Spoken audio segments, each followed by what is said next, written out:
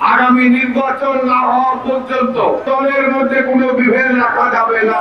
আমি আপনাদের হুঁশিয়ার করে বলে দিতে চাই, নিজের গ্রুপিংকে শক্তিশালী করার জন্য যদি আওয়ামী লীগের মাল হালাত করে ওই অর্থ দিয়ে বিএনপির লোকে যদি গুলি করা হয়, এই গুলি কিন্তু নিজের মধ্যে ঢুকে যাবে। সাধারণ বিএনপিতে চাঁদাবাজ, সন্ত্রাসী, মাস্তানি, দখলদারিত্ব, গুন্ডামির কোন স্থান আমরা দেব না। এ যত বড় শক্তিশালী হোক না কেন, প্রশাসন, পুলিশ, সেনাবাহিনী তার নিজস্ব আইনে তারা পদক্ষেপ নেবে এবং তাদেরকে সর্বোত্তমভাবে বিএনপি আমরা সহযোগিতা করব। এই ছাত্ররা যখন বৈষম্য বিরোধী কোটা আন্দোলন শুরু করলো, যখন কোটা আন্দোলন এমন এক পর্যায়ে গেল, তাদের দাবি দেওয়া যখন সরকার মেনে নিল, তখন তার কোন দাবি নাই। আমাদের নেতা তারেক রহমান তার দক্ষতা এবং তার সুপরিকল্পনার কারণে এই কোটা আন্দোলন, গণ আন্দোলন শেখ হাসিনার পতনের আন্দোলনে পরিণত হয়েছে।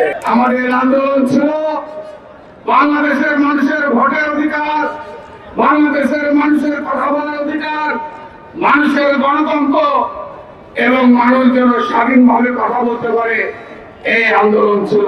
এই কোটা আন্দোলন, এই বৈষম্য বিরোধী ছাত্র আন্দোলন পরবর্তীকালে তারেক রহমানের নেতৃত্বে বাংলাদেশের মানুষের যে ভোটের অধিকার, বাদের অধিকার, ভোটের গণতান্ত্রিক অধিকার, যে আন্দোলন, এটা কিন্তু এখনো শেষ হয়।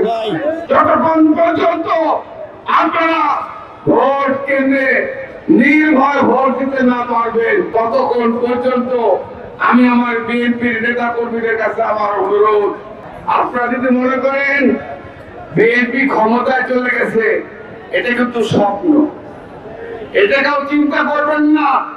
আমরা ক্ষমতায় চলে গিয়েছি, আমরা মাত্র শেখ হাসিনার পতন ঘটিয়েছি। এই কালো শক্তির দোষরা এই 15.5 বছর বাংলাদেশের মানুষকে শোষণ করেছে, বাংলাদেশের মানুষকে লুট করেছে। শেখ হাসিনা যে অপকর্ম করেছে, এই অপকর্মের জন্য আগামী দিনে বাংলাদেশ আওয়ামী লীগকে 44 বছর পর্যন্ত এই পৃথিবী সৃষ্টির পর যারা জনগণের আন্দোলনের মুখে ক্ষমতাচ্যুত হয়েছে, পৃথিবীর ইতিহাসে কেউ কখনো ক্ষমতা আসতে পারে না। শেখ হাসিনা কি আসতে পারবে?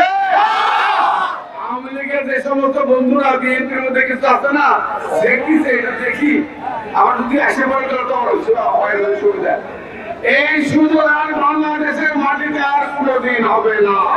আপনারা আগামী নির্বাচন না হওয়া পর্যন্ত দলের মধ্যে কোনো বিভেদ রাখা যাবে না।